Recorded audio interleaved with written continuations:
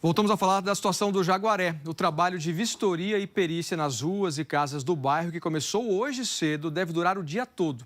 O objetivo é vasculhar uma área de 2.000 metros quadrados para descobrir o epicentro da explosão.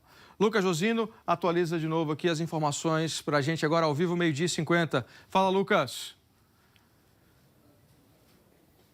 Esse é um trabalho duradouro, viu, Alan? Não tem prazo ainda para ser finalizado. Só para explicar para vocês, essa é uma área bastante residencial aqui do Jaguaré, onde aconteceu essa explosão. De um lado, aquele condomínio com os prédios, com as torres que ficaram com as janelas estouradas, e do outro, uma comunidade de 2 ruas com centenas de casas. E é exatamente nessa comunidade que mora a dona Selma. Nessa comunidade, são muitas casas que têm 2, 3 andares, e daqui dá para a gente ver, de fato, como é que foi essa explosão, a dimensão e a pressão que causou muita destruição também desse lado, que é o lado mais pobre aqui desses moradores. Olha só nas imagens ao vivo do Alex Ferreira como que ficou o banheiro da dona Selma. Era aqui que ela estava no momento da explosão. Ela tinha acabado de sair do banho e estava fazendo esse caminho. Saiu do banheiro e veio aqui para o quarto. Quarto também que teve um cenário muito caótico, muito destruído com essa explosão. Vou pedir para o Alex me seguir aqui, porque tem muitos estilhaços, Alan. Olha só o piso como que ficou. Não deu nem tempo de limpar aqui. A Defesa Civil, inclusive, ainda nem veio para cá para fazer essa vistoria, para de fato saber se essa é uma parte que dá para continuar sendo habitada ou precisa de uma interdição nesse momento. E ali na frente, a janela também que ficou completamente destruída. E aqui a gente tem essa vista. Vou pedir para o Alex vir aqui comigo, porque daqui a gente consegue ver também a polícia técnico-científica trabalhando. A dona Selma também tinha saído do banheiro, tinha vindo aqui para o quarto e, por sorte, claro, não foi atingida por nenhum desses estilhaços durante essa explosão. E aqui a gente consegue ter a vista desse cenário e o pessoal da polícia técnico-científica trabalhando ali do alto. Eles estão usando um scanner 3D e também drones para saber de fato qual foi o epicentro dessa destruição. Os moradores nos contaram que, por volta do meio-dia de ontem, começaram a sentir esse cheiro de gás. Às 3h20, a Comgás foi avisada e, por volta das 4 horas, a explosão. A gente preparou uma reportagem para contar o que está sendo investigado, quais são os próximos passos e o que os moradores estão passando. Rua Piraúba, ontem, 4h05 da tarde. Poucos pedestres e muitos carros estacionados ocupam a rua estreita cheia de casas e um prédio com 2 torres de apartamentos. Veja que ao fundo, os funcionários da Sabesp de uniforme azul estão trabalhando, quando de repente vem a explosão. Depois do fogo, começam a cair os escombros e uma fumaça branca cobre um trecho da rua. Várias pessoas correm. O entregador assustado pega a moto e sai rapidamente. Segundo o Corpo de Bombeiros, uma obra da Sabesp atingiu uma tubulação de gás e provocou a explosão. Moradores registraram os funcionários trabalhando na calçada momentos antes da explosão. Em outro vídeo, é possível ver bolhas que se formam no local em que os funcionários estavam trabalhando. Segundo os moradores, isso seria um sinal de vazamento de gás encanado. Ainda de acordo com os moradores, um funcionário da Comgás também passou pelo local antes da explosão, por volta das 3 da tarde. O acidente atingiu dezenas de imóveis. Nossa! Meu Deus do céu, mano.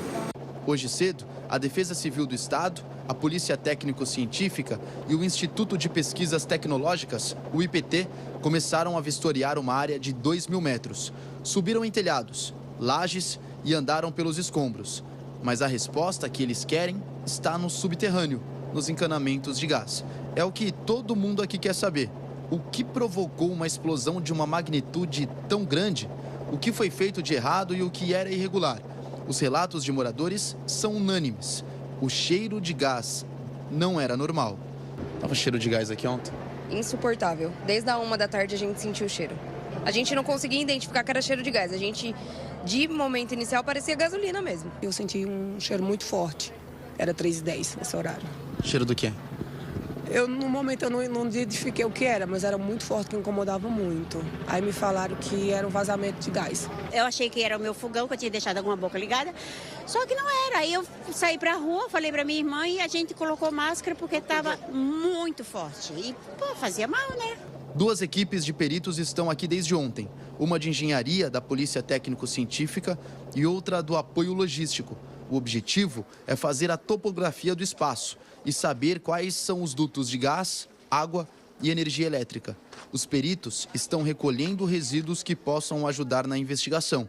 O trabalho também é feito com drones e um scanner em 3D. Uma vistoria preliminar ontem apontou 10 casas completamente destruídas, 46 no total que foram afetadas. Mas hoje é que a gente vai conseguir definir realmente o número exato. Hoje a gente não consegue ter um laudo definitivo, mas a gente consegue, por exemplo, informações do tipo: podem voltar, não podem voltar, podem retornar para retirar, não podem, aumentou o número de casas ou não aumentou. Vai buscar encontrar a definição do como foi a dinâmica da ocorrência, onde é o epicentro da explosão, isso é muito importante, né, de onde ela partiu ou mais perto do epicentro da explosão. Sabesp e Comgás afirmaram que realizavam uma obra de remanejamento de tubulação de água quando a rede de gás foi atingida. As empresas disseram que os trabalhos foram imediatamente interrompidos após o acidente e que os protocolos de segurança foram adotados. As 2 empresas estavam trabalhando em conjunto, tá, nessa obra, mas é cedo demais para poder afirmar qualquer coisa sobre as investigações. Obviamente que algum procedimento não aconteceu da forma como deveria acontecer, né? Então, e isso não significa dizer que o evento não seja grave, ele é muito grave, obviamente. A explosão deixou um rastro de destruição em vários imóveis. Nós entramos em alguns deles. Essa daqui é a oficina de costura da minha mãe. Ela trabalha com confecção de uniforme escolar. Eu trabalho aqui do outro lado como analista e eu estava trabalhando no horário da explosão, né? E o vazamento do gás ele começou muito cedo. Começou antes do meio-dia. A gente começou a achar que era dentro de casa. E fui olhar botijão, fui olhar fogão, não era dentro de casa, era um cheiro da rua. Então eu coloquei uma máscara, puxei o moletom para o rosto e mesmo assim não tinha jeito. Eu já estava com dor de cabeça de tão forte que era o gás. E isso do meio-dia até as 3h50 da tarde, são quase 4 horas. A parede que me salvou, ela está toda arrebentada, o espelho... Tinha um espelho grande ali do outro lado, ele estilhaçou, os cacos voaram em mim e eu subi correndo para ver, porque minha mãe estava lá em cima, meu irmão, então eu fui tirando os vidros e tentando saber se estava todo mundo bem, né? O Alex vai mostrar agora a janela, o espaço que sobrou da janela, e dá pra gente perceber que ela foi arremessada para esse lado aqui, né? Foi. A janela arremessou, são 3 folhas, 2 de alumínio, uma de vidro. A de vidro virou caco, uma a gente não sabe nem o que aconteceu e a outra foi arremessada desse lado. Revolta, indignação, porque isso era evitável. Olha, não há prazo para liberar essas casas atingidas. Agora há pouco a Defesa Civil deu uma entrevista coletiva ali no local. O Lucas Josino traz as informações. Fala, Lucas. Alain, a Defesa Civil foi muito clara dizendo que são 2 frentes nesse momento. A primeira por parte da Polícia Técnico-Científica, que está trabalhando agora para produzir esse laudo criminal. Estão usando um drone para fazer um mapeamento aqui da área, como a gente mostrou na reportagem. Essa é uma imagem ao vivo, porque eles começaram agora há pouco a fazer esse mapeamento, essa topografia. E a segunda foi a classificação das casas. Até agora, como a gente mostrou, 46 imóveis foram interditados. Catalogaram as casas em diferentes níveis, 4 níveis: verde, que os moradores já podem retornar, mesmo que tenha algum dano, por exemplo, uma geladeira quebrada; amarelo, que é interdição parcial, não há um abalo estrutural, mas pode haver uma telha que pode machucar algum morador, por exemplo, que pode ser inclusive o caso dessa que a Defesa Civil ainda não passou na casa da dona Selma; laranja, o 3º nível, em que há um dano estrutural, mas pode ser recuperado, uma parede danificada, por exemplo; e a última, claro, a mais grave, é a classificação vermelha, que é o imóvel completamente comprometido e precisa ser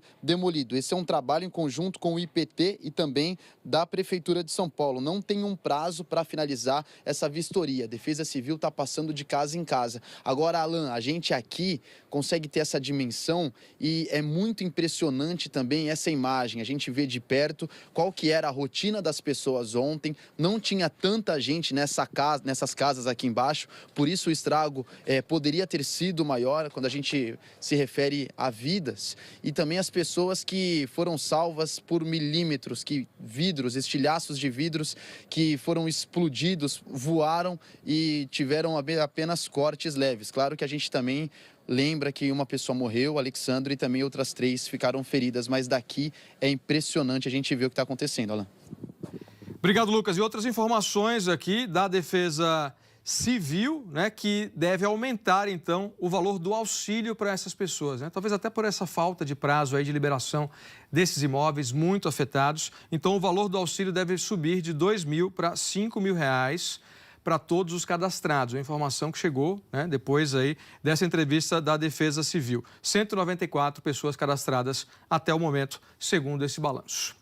A nossa produção conversou agora há pouco com um professor de engenharia para entender quais recursos, que tecnologias podem ser usados aí para localizar tubulações de gás no subsolo e evitar casos como esse. Vamos ver. Dos equipamentos existentes hoje, para que você possa fazer a localização dessas tubulações enterradas, a gente tem um que é chamado de georradar, que é uma técnica que funciona como se fosse um radar mesmo, na qual ela, pela superfície, consegue localizar as tubulações, não somente a de gás, mas qualquer outra interferência. E praticamente uma outra técnica que seria por eletromagnetismo, mas é uma técnica que necessita que a tubulação fosse de metal e muitas vezes as tubulações de gás não são desse material. O que é importante a gente frisar, né? Que para a localização de qualquer rede enterrada, a gente precisa considerar alguns parâmetros, como profundidade e material.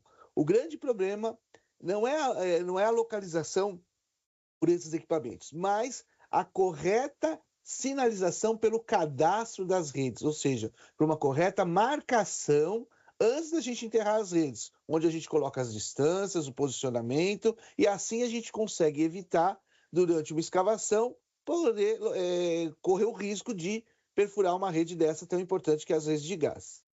E a gente perguntou isso para esse professor de engenharia a partir dessa imagem ali que você viu mais cedo aqui no SP1, né? Moradores gravaram aí funcionários da Sabesp ou da Comgás usando um equipamento que não sabemos se é esse exatamente ali no chão. Apesar de tudo isso, aconteceu essa explosão. SP1 termina aqui. Você continua com a gente nas redes sociais, @sp1.globo.